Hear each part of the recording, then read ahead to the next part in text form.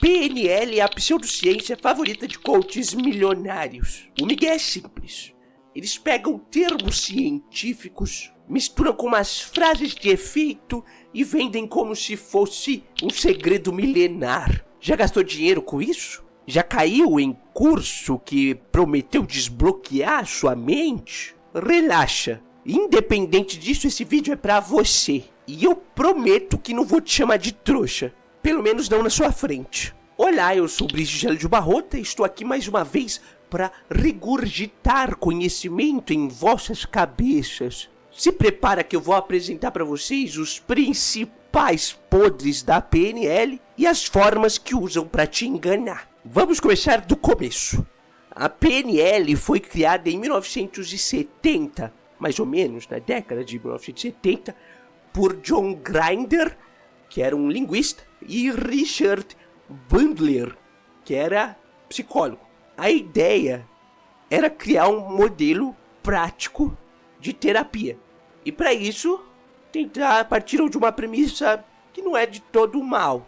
Primeiro, iam observar as melhores terapias e análises, os principais terapeutas da sua região.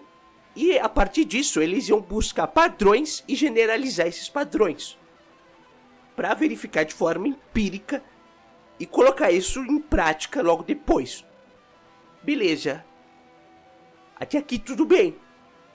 Mas o que tem de pseudocientífico nisso? Por que isso caiu para um lado tão torto que você vê aí nas palestras de Pablo Marçal e, sei lá, um monte de fulano? A filosofia central do negócio é a seguinte, ó. Eles vão partir da ideia de que o mapa não é o território. Ele vai falar que cada pessoa vai operar com base na nossa representação interna do mundo e não do mundo em si.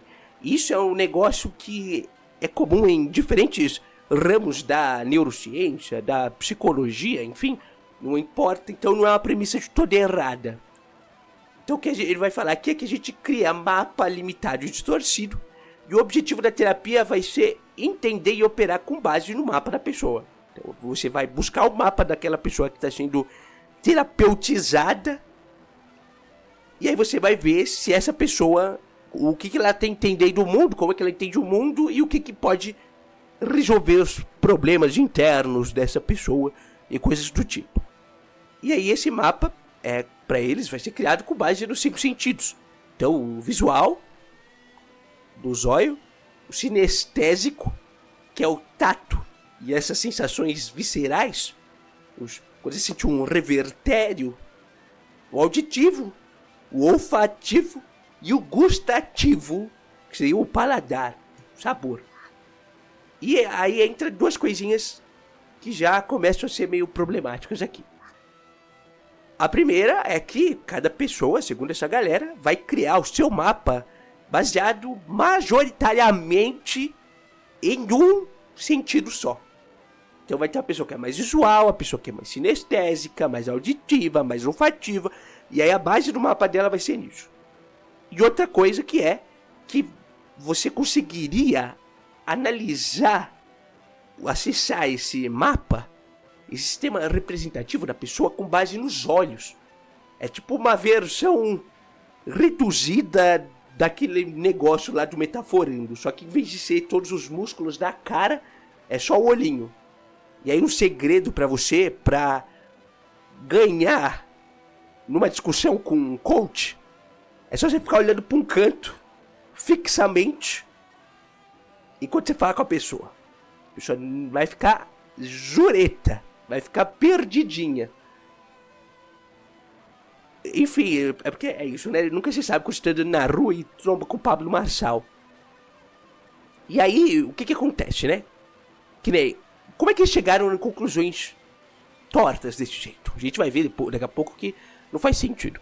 Mas basicamente, eles tentaram pegar um conceito da psicologia social, que chamam de full cycle, de Cialdini, sei lá como que se fala isso. E só que isso é como se fosse um ciclo para você desenvolver alguma teoria dentro desse ramo da psicologia. E aí você... Isso aqui é a versão resumida dele ainda, tá? Então esperem precisão exata disso, porque primeiro sou só uma formada em biologia lascada. Então, entraria primeiro a observação de campo, aí você desenvolveria a teoria, e aí você ia experimentar. E aí você faz essa volta toda. Só que o que eles fizeram foi pegar a observação, desenvolver uma teoria e foda-se. E aí jogaram pro mundo. Não teve essa parte de experimentação e não teve essa devolutiva. Então foi meio que um negócio enganhado ali. Não sei nem... É isso, de metido do louco. E aí agora a gente vai conhecer o estado da arte da PNL. Na ciência de verdade. Quando a gente fala que a gente vai ver o estado da arte de alguma coisa, quer dizer que a gente vai olhar uma caralhada de artigo científico das mais variadas pessoas e mais variadas publicações e tentar ver uma média ali do que essa galera tá falando. Nesse caso, não fui eu que fui fazer isso, porque eu tenho mais o que fazer. E aqui é um canal de divulgação científica, eu não sou cientista. Apesar de ser uma pessoa incrível e desenvolver em vocês um pensamento científico maravilhoso. O que eu não faço aqui não é ciência. Ciência se faz em artigo científico. Eu faço divulgação científica. É diferente. Mesmo que eu seja doutora Bridges, o que importa é que eu peguei esse artigo aqui, ó, que é o 35 Years of Research on Neurolinguistic Programming, NLP Research Database, State of the Art or Pseudoscientific Decoration. O que quer dizer isso aqui? Esse artigo analisou essa NLP Research Database, que é uma base de dados que geral do mundo da PNL usa como fonte de... Como se fosse um lugar que vai formar. Que a gente faz ciência, ó, a gente tem até uma base com artigo. Tem um monte de artigo. E aí o que essa pessoa aqui fez foi olhar todos esses artigos e analisar esse negócio. Então foi um trabalho hercúleo. E pra chegar aqui, e uma palhaça vir falar dele na internet. Mas vamos lá. Nesse trabalho aqui, eles analisou 315 artigos. E esses 315 artigos foram feitos por 287 pessoas diferentes. E foram publicados entre o ano de 1974 e 2009. O artigo que eu estou usando como base é de 2010. Então ele já está 15 anos... É isso, 15 anos atrasado em comparação com hoje. E ainda assim, ele foi publicado 15 anos atrás. E ainda assim, a galera continua caindo nesses papos. Não vou falar de trouxa, mas é papo de trouxa. E aqui ele foi publicado de 1974 até 2009. E aí algumas coisas que são interessantes a gente ver aqui. Primeira, esse aqui é o mapa. O mapa não, né? O gráfico. A criatura não sabe nem o que é um gráfico. O gráfico que mostra essas publicações ao longo do tempo. A gente vê que aqui logo no começo dos anos 80, a gente teve uma onda maior. E isso aqui foi caindo com o tempo. E aí tá, talvez voltando, não sei. A gente teria que ver como é que tá hoje. Não importa pra gente aqui agora. Primeira coisa é que esses estudos todos que foram feitos aqui, nenhum deles mostrou a existência de diferentes sistemas representativos, que é o que a gente estava falando. Então que cada pessoa teria um sistema representativo na base de uns sentidos. E não teve suporte para apoiar a ideia de que pessoas utilizariam um sistema representativo dominante. Então nem só que não existe como não teria um só que essa pessoa utilizaria. E aqui, primeira coisa que a gente pode ver é que a gente provavelmente vai falar daqui a pouquinho, é que logo no começo teve um boom. Então muitas pessoas publicaram aqui dentro. Depois o negócio foi caindo. E aí isso aqui vai condizer com o que o autor está falando pra gente, que vai mostrar como no começo é isso que acontece com qualquer novo ramo da ciência, ou qualquer novo ramo de pesquisa. Que esse ramo começa gerando questionamentos. Então muitas pessoas vão tentar ver qual que é o negócio. Se passa o tempo e as pessoas começam a ver que já é furada, elas não vão mais investigar aquilo. Então você diminui a publicação nessa área. E aí isso é um dos caminhos que mostra isso aqui, logo no começo, mas eu vou continuar. Ele vai mostrar pra gente alguns dos problemas principais aqui. A primeira é alguns erros metodológicos grosseiríssimos nesses artigos.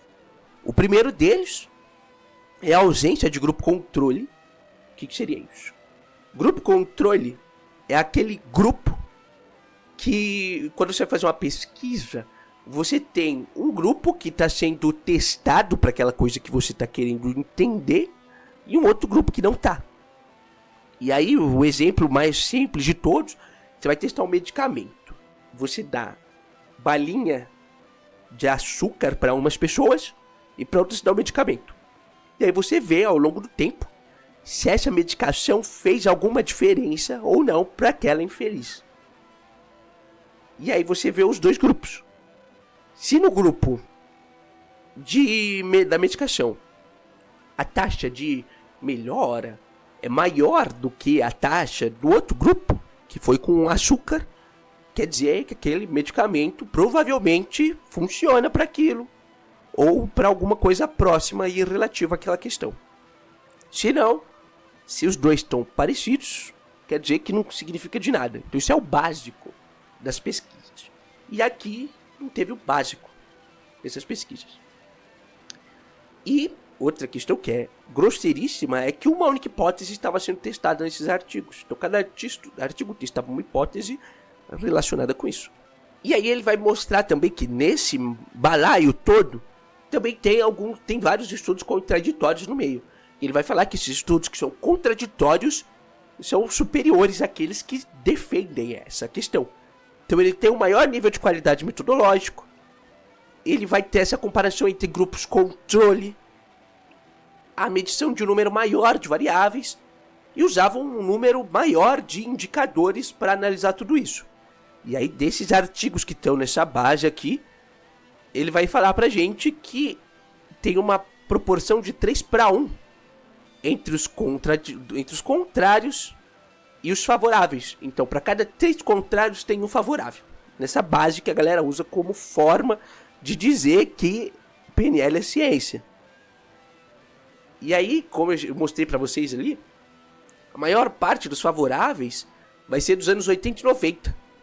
E vai mostrar pra gente uma diminuição no interesse dessa comunidade científica.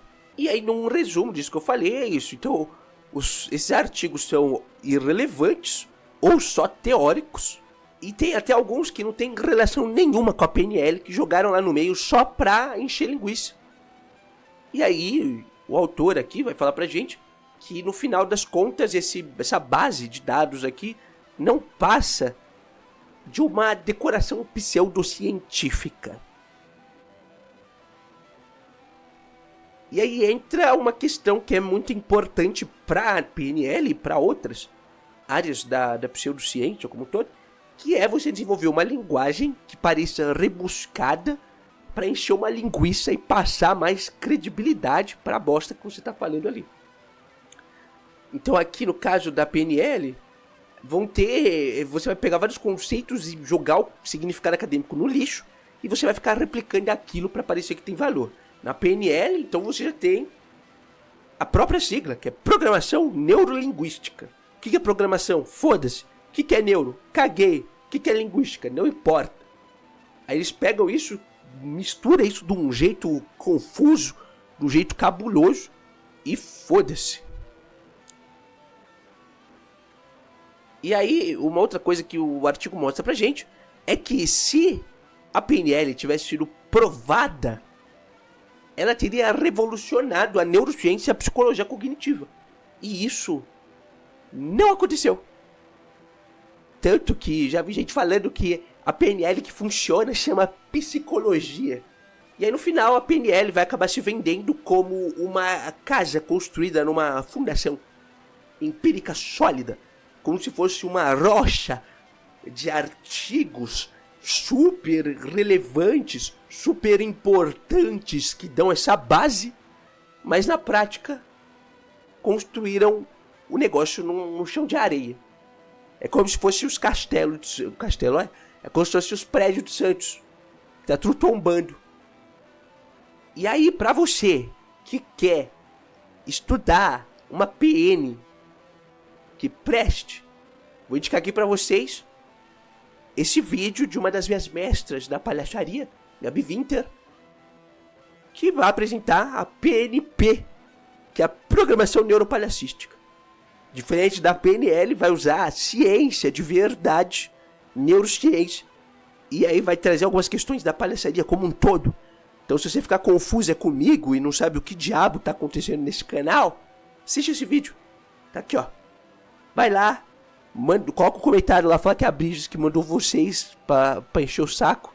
E no mais, não esquece de se inscrever aqui no canal e de dar um gostei do vídeo. Até a próxima. Beijos de luz.